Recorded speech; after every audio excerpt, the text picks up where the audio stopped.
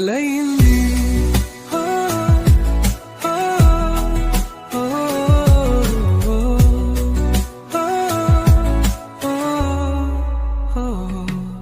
నది తీరం చెంత నీ కౌగిలిలో చల్లదనం పువ్వుల సువాసనలా నీ స్నేహం నాకందించింది